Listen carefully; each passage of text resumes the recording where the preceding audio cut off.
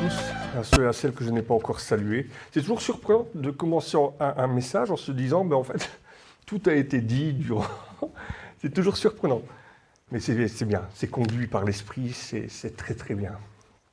Un honneur pour moi de présenter, comme ça a été dit aujourd'hui, le premier dimanche de l'Avent, comme ça a été dit, du latin Adventus. Il arrive pour désigner l'avènement. Quelle espérance, quelle joie de se dire qu'un sauveur est né. Alors encore une fois, on ne sait pas le jour, on ne sait pas, on sait où, mais exactement dans quel endroit, comment ça a été fait, comment ça a été préparé.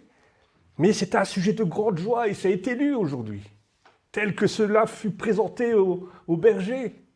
Dans Luc 2,10, l'ange dit « Ne craignez point, car je vous annonce une bonne nouvelle qui sera pour tout le peuple le sujet d'une grande joie. Aujourd'hui, vous est né un sauveur dans la ville de David.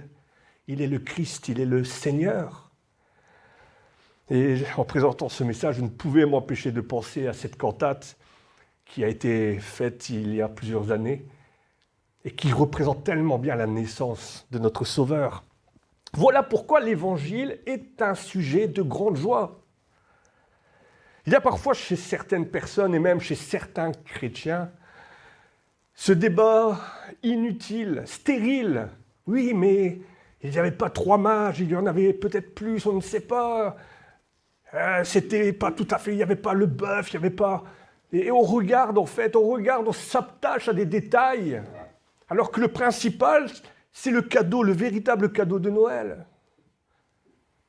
Oui, mais c'est une fête païenne. Oui, effectivement, si on commence à regarder au sapin, etc. Mais ce n'est pas ça l'important. C'est ce véritable cadeau descendu du ciel. La naissance de Jésus, Jésus-Christ, la lumière du monde. Celui qui me suit ne marchera pas dans les ténèbres, mais il aura la lumière de la vie. La victoire de la lumière sur les ténèbres. Et nous allons, durant ce message, lire plusieurs prophéties. Parce que il y a tellement de prophéties, et dès le début de la création, depuis Adam et Ève, Dieu avait déjà préparé le plan de secours. Dieu n'a pas été pris au dépourvu par rapport à la chute. Bien au contraire, la croix était déjà dessinée. Le Sauveur, le Messie, avait déjà... une direction, une voie qui était ouverte et préparée, comme le dira le prophète Ésaïe.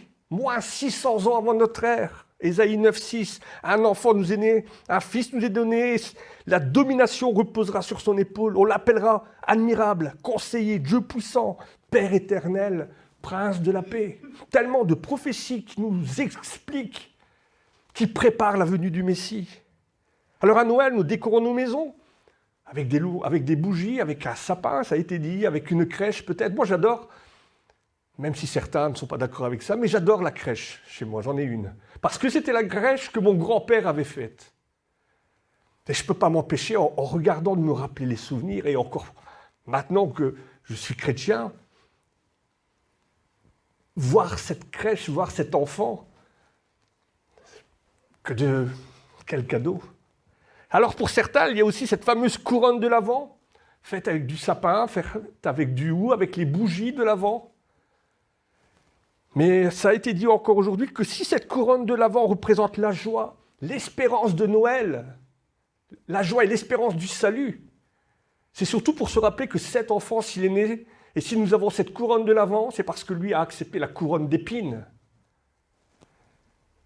Jésus a accepté d'être rejeté pour que nous soyons rachetés. Et d'ailleurs, même sa naissance était un rejet. Il n'y avait pas de place pour lui dans l'hôtellerie. Même à sa naissance, il a été rejeté. On l'emmaillota, on le coucha Jésus dans une crèche parce qu'il n'y avait pas de place pour eux. Dans l'hôtellerie, nous dit Luc 2,7. Il a été rejeté pour que nous soyons rachetés. Il s'est fait pauvre sur la paille. L'expression « être sur la paille ». Eh bien, lui, il a accepté de se faire pauvre pour nous enrichir. Et j'avais écrit ce cantique que nous avons chanté à la Sainte Seine. J'étais pauvre, mais il m'a enrichi. Étant riche, il s'est fait pauvre pour moi, mon Sauveur bien-aimé, expia mes péchés. J'étais pauvre, mais il m'a enrichi. Et en parlant de cantique, nos cultes tout entiers sont rythmé par le chant, par la louange, par les cantiques. Nous commençons notre culte en chantant et nous le terminons en chantant. Le psaume 13, 6, le psalmiste le déclare. « Moi, j'ai confiance en ta bonté. J'ai de l'allégresse dans le cœur à cause de ton salut. Je chante à l'Éternel, car il m'a fait du bien. » Et c'est ce que nous faisons, nous chantons à Dieu.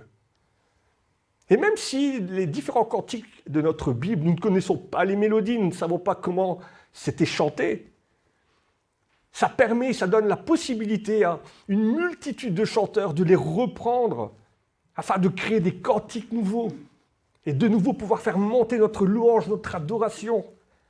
Rien n'est fermé, rien n'est bloqué ou quoi que ce soit.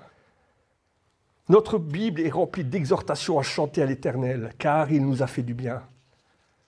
Jésus n'a pas composé un seul chant, mais il serait impossible de stocker ici, dans cette pièce, tous les chants, tous les cantiques qui ont été écrits à sa gloire.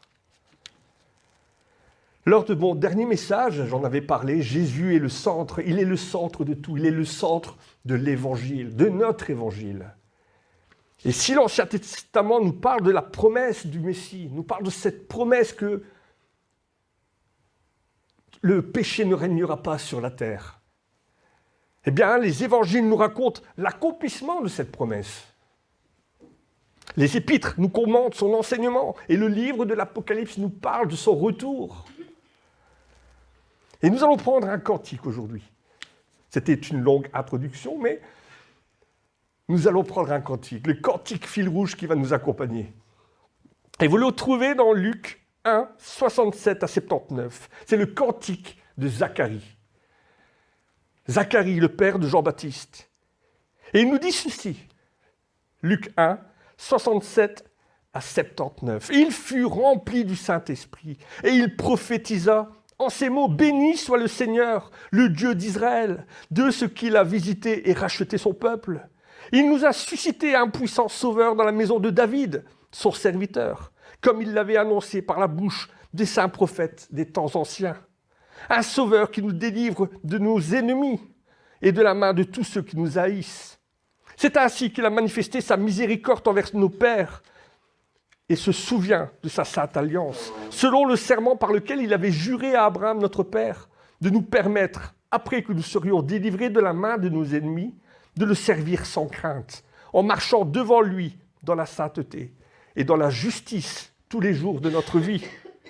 Et toi, petit enfant, tu seras appelé prophète du Très-Haut, car tu marcheras devant la face du Seigneur pour préparer ses voies, afin de donner à son peuple la connaissance du salut par le pardon de ses péchés.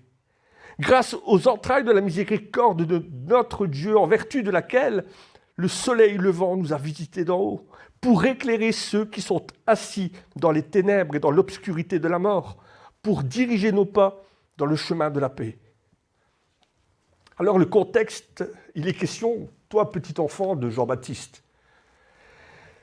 Marie vient d'avoir la plus belle des promesses, le plus beau des messages par l'intermédiaire de l'ange Gabriel, le plus stupéfiant, jamais entendu, elle va être mère, elle va être maman, la mère de pas n'importe quel enfant, la mère du Messie. Le Fils de Dieu incarné, Marie répond avec une foi humble par un autre cantique, le Magnificat que vous connaissez, que l'on connaît tous. Et Marie ne va demander aucun signe pour accréditer ce que l'ange va dire.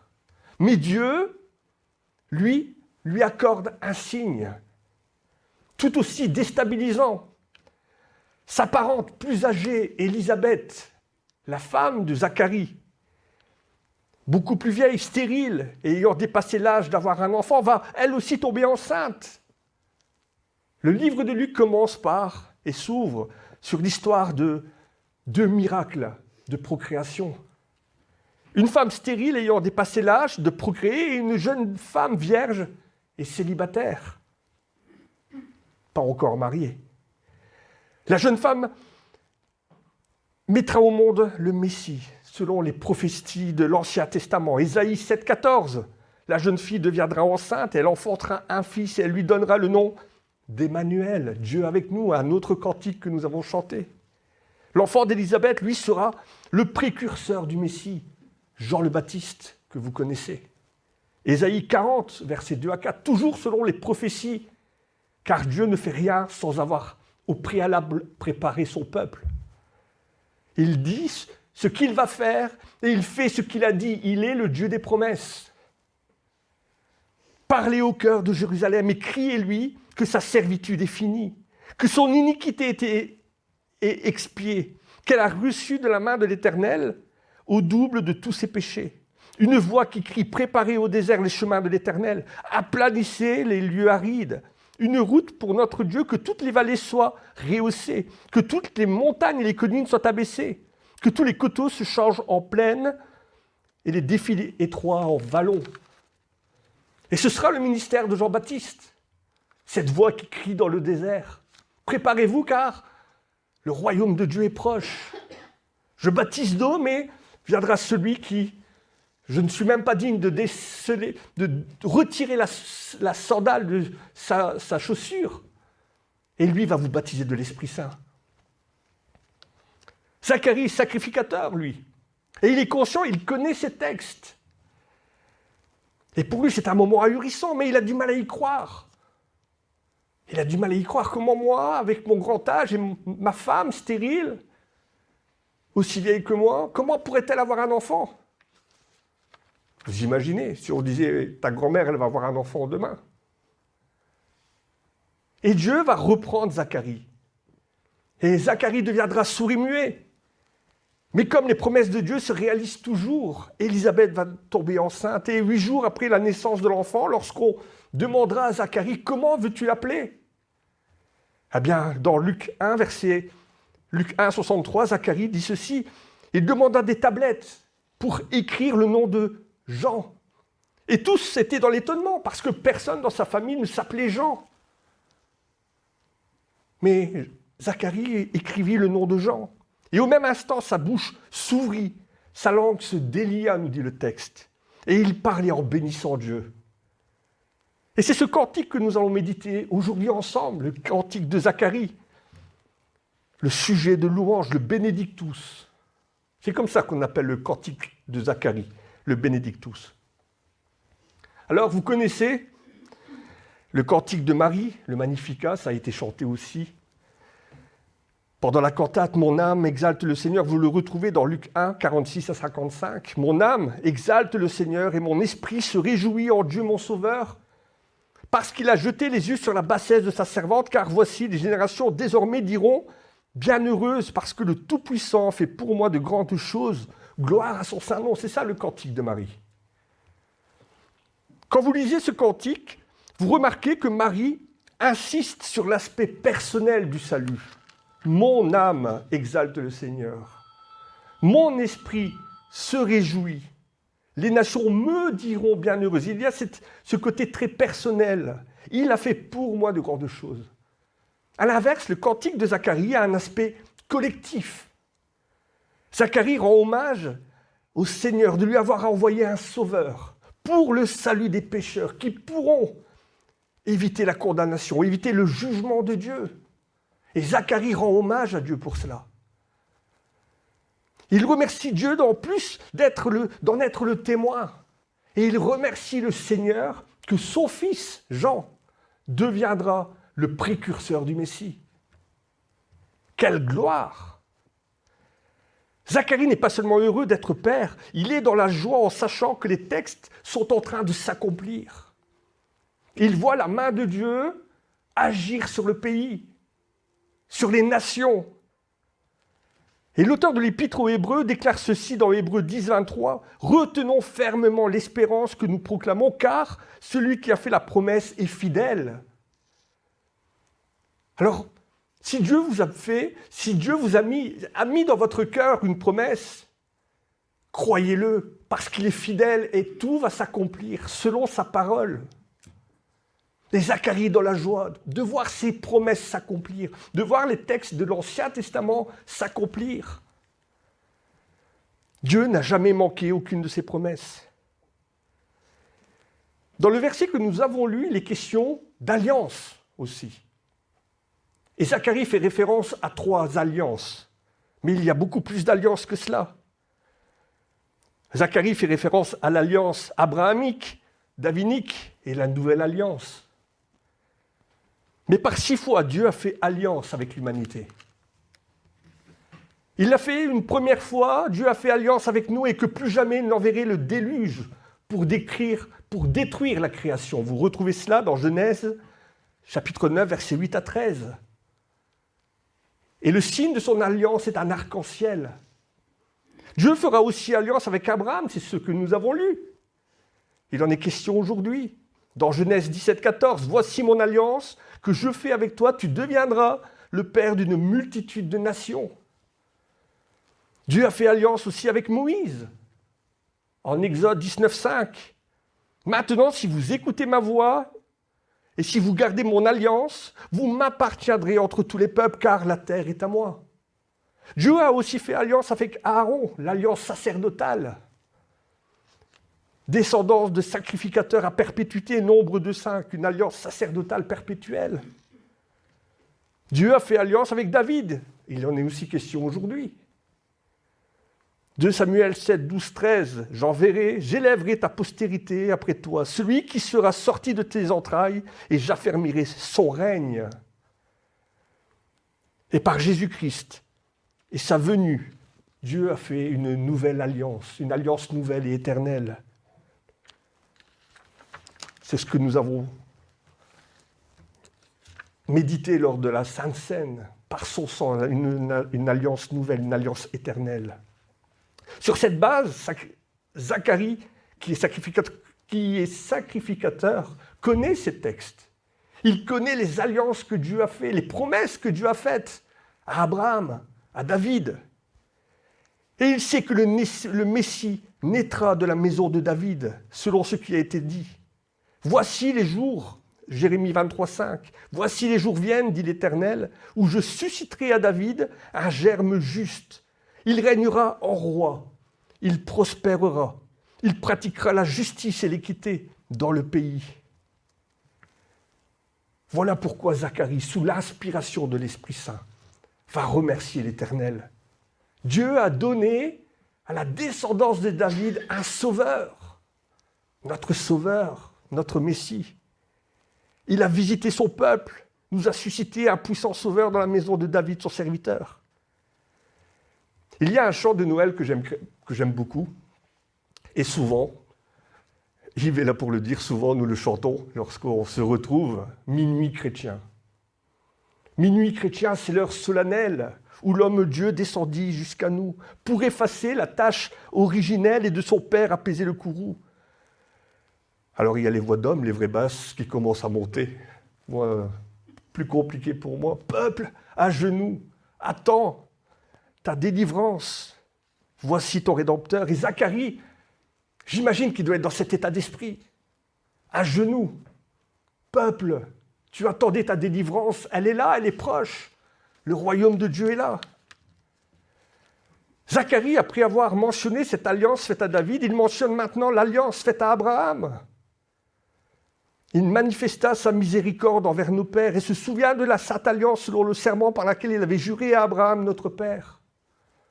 La grande nation. La promesse de faire d'Abraham le père d'une grande nation. Le rétablissement d'Israël. Mais Abraham, au-delà de ce qu'il est, père pour Israël, père pour les Israélites, il est aussi le père de tous les croyants, de tous ceux et de toutes celles qui ont placé leur foi en Dieu, en Jésus-Christ. L'apôtre Paul dira dans Romains 4, verset 11, « Il reçut le signe de la circoncision comme sceau de la justice qu'il avait obtenu par la foi quand il était incirconcis, afin d'être le père de tous les incirconcis qui croient, pour que la justice leur fût aussi imputée. » Il est question de naissances miraculeuses. Il y a beaucoup de naissances miraculeuses dans notre Bible. Pas seulement que Marie et Élisabeth. Vous connaissez, on parle d'Abraham, mais Sarah et Abraham. Sarah aussi était stérile. Et la promesse d'Abraham commence par un miracle. Quand Dieu dit à Abraham, tu seras le père d'une multitude de nations, Comment peut-il être père alors qu'il n'est même pas père lui-même? Comment pourrait-il être le père d'une multitude de nations alors que lui-même n'est même pas père, il n'a pas d'enfant? Sa femme rigolera. Mais Sarah deviendra enceinte. La promesse va s'accomplir. Il y a aussi Rebecca, l'épouse d'Isaac. Rebecca est elle aussi dans la capacité de concevoir, mais grâce à une autre intervention divine, Rebecca tombera enceinte de jumeaux.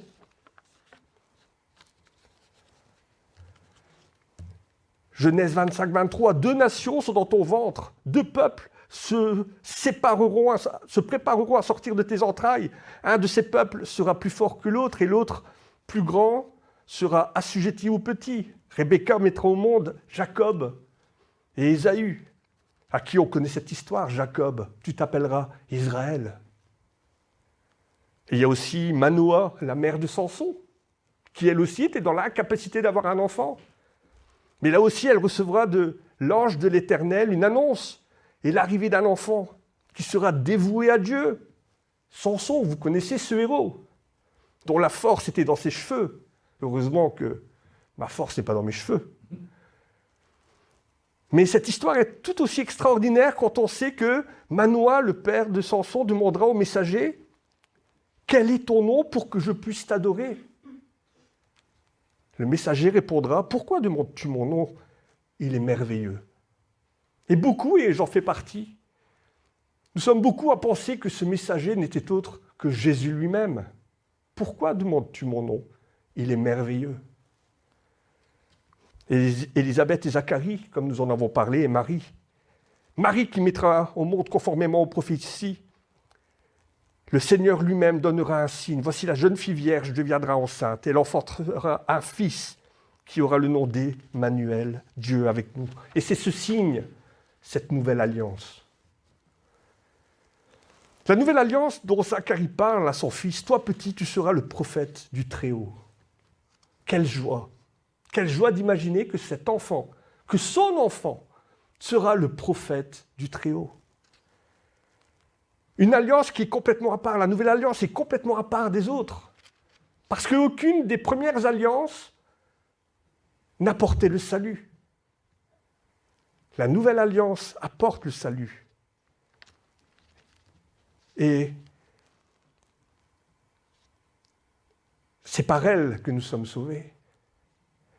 L'auteur de l'Épître aux Hébreux écrit ceci: « Si la première alliance avait été sans défaut, il n'aurait pas été question de la remplacer par une autre. Car c'est avec l'expression d'Abraham que le Seigneur dit à Israël: « Voici les jours viennent, dit le Seigneur, où je ferai avec la maison d'Israël et la maison de Juda une alliance nouvelle, non comme l'alliance que je traitais avec leur père, le jour où je les saisis par la main pour les faire sortir du pays d'Égypte, car ils n'ont pas persévéré dans mon alliance. Et moi non plus, je ne m'en suis pas soucié. Je ne me suis pas soucié d'eux, dit le Seigneur. Mais voici l'alliance que je ferai avec la maison d'Israël après ces jours. Je mettrai mes lois dans leur esprit et j'écrirai dans leur cœur. Je serai leur Dieu et ils seront mon peuple. » Personne n'enseignera plus sur son concitoyen, ni personne son frère en disant « Connais le Seigneur, car tous me connaîtront, depuis le plus petit jusqu'au plus grand d'entre eux, parce que je pardonnerai leurs iniquités et que je ne me souviendrai plus de leurs péchés en disant une alliance nouvelle. Il a déclaré anciennes les premières, or ce qui est ancien, ce qui a vieilli, est prêt à disparaître. » Si les anciennes alliances avaient apporté le salut, il n'aurait pas été question de les remplacer. Mais Dieu a fait une alliance avec son peuple, une alliance nouvelle. Dieu a fait alliance avec Moïse et lui a donné les lois afin de nous faire comprendre, de faire prendre conscience à l'homme la réalité de sa situation. Personne ne peut être sauvé par la loi et nous avons besoin d'un sauveur. Nous avions besoin d'un sauveur et il est né, cet enfant. Non seulement le Messie promis va apporter la lumière du salut, mais il va aussi diriger nos pas dans le chemin de la paix, dans le chemin de paix. Et le cantique de Zacharie, on pourrait encore en dire et dire tellement de choses. Et le rideau se ferme, le rideau tombe sur la vie de Jean-Baptiste, où il nous est dit qu'il croissait, se fortifiait en esprit et il demeura dans le désert. C'est alors qu'il endossera le rôle de prédicateur, de précurseur du Messie, proclamant la bonne nouvelle, jusqu'au jour où il est dit « Il faut que je croisse, il faut qu'il croisse et que je diminue ». Et c'est aussi notre rôle en tant que chrétiens. Mettre Jésus-Christ. Nous sommes tous appelés à être des Jean-Baptiste. Au lieu de tergiverser, de parler de discussions stériles sur Noël, sur sortir et annoncer la bonne nouvelle du salut. Un enfant nous est né, un fils nous est donné. Il faut que je diminue et qu'il croisse, tout comme nous. Non pas une religion, mais Seigneur, ton nom, toi seul, à ta gloire et pour ton règne. Amen.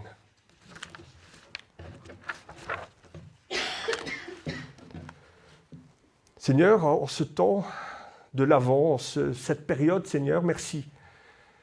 Merci de nous rappeler, Seigneur, que si tu es venu, c'est pour nous sauver, pour nous rechercher ceux qui sont perdus. Lorsque on lit ta parole, lorsque l'on voit tout ce que tu as fait, Seigneur, alors que nous étions encore pécheurs, il n'y a pas de mot assez fort et assez grand pour te dire merci.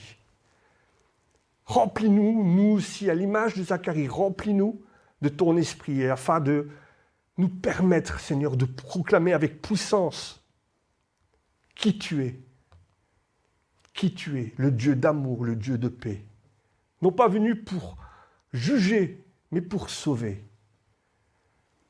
Tant que ces portes de la grâce, Seigneur, sont encore ouvertes, donne-nous, Seigneur, pour notre famille, pour nos amis, pour nos collègues, d'être des Jean-Baptiste, des précurseurs, appelés à la repentance, appelés à te rejoindre, à confesser ton saint nom.